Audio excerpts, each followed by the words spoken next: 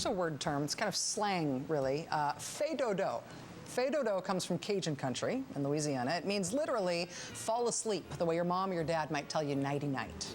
What you see here is a dance contest from around the time of World War II when couples tried to stay on their feet and keep moving for as long as superhumanly possible. In Cajun country, you might call this call an all-nighter like this a fais-dodo. A fall asleep, or kind of maybe a don't fall asleep. We have a version of the fais-dodo in politics, or we like to think we do. It was memorialized and dramatized by Frank Capra in Mr. Smith Goes to Washington. Mr. Smith talks for a full day in that one, 24 hours. Filibusters rarely last as long as that. In the 1930s, Senator Huey Long of Louisiana talked for 15 hours once. In 1953, Senator Wayne Morse of Oregon talked for 22 hours and 26 minutes over an oil bill. A few years later, Senator Strom Thurmond of South Carolina spent 24 hours and 18 minutes up there defending white Southerners from the Civil Rights Act of 1957. In the Senate, you need 60 votes to stop a senator from talking, so you can move on to actually vote on whatever you're going to vote on. You need 60 votes to shut her down. And back then, until you got those 60 votes, whoever was in the minority just kept talking. Fais-dodo, no voting. I'm still talking and you cannot stop me. Nighty-night. We know about those old examples of filibustering because a filibuster used to happen so rarely that when it did happen, the public noticed. But they are not very rare anymore. They're not even really filibusters anymore in the sense that a Huey Long or a Strom Thurmond might recognize. These days, any senator can block any piece of legislation, in effect, just by raising a hand and saying so. A senator can block legislation indefinitely without even paying the cost of anybody noticing and having the constituents back home ask what the heck their senator is doing, taking up all that time in Washington, holding the floor to make some big point.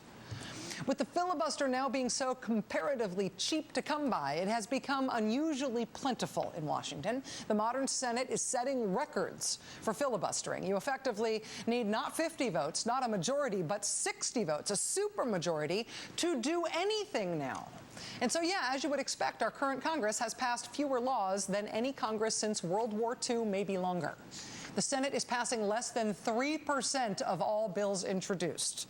Compared to, say, the 1950s, that is a drop-off of roughly 90%. But here's the thing. The Senate can do something about this. The Senate can change the rules for filibusters with a simple majority vote, with 51 votes on the first day of the new session. And only on that day can they make that change with 51 votes. Senator Harry Reid, the Democratic Majority Leader, has said he wants to make some changes. Among his ideas would be to make it so that debate has to start before a filibuster can begin. He might require any senator wishing to filibuster a bill to actually stand up there and talk.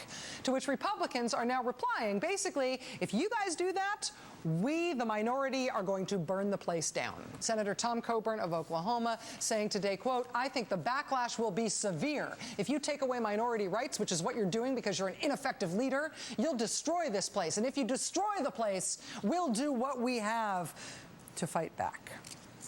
Senator John Cornyn says that if Democrats change the rules, quote, it will shut down the Senate. It's such an abuse of power.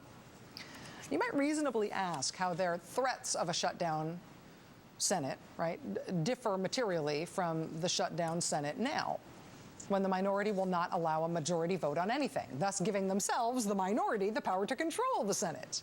We called Senator Coburn and Senator Cornyn today and asked them what specifically they propose to do if the Democrats do manage to tweak the filibuster. Senator Cornyn's office did get back to us, but not yet with that answer. If we do get that answer, we'll let you know. Senator Coburn did not respond to us yet, but he did give Politico.com a hint of what he might do. He told them, quote, I will filibuster any way I can.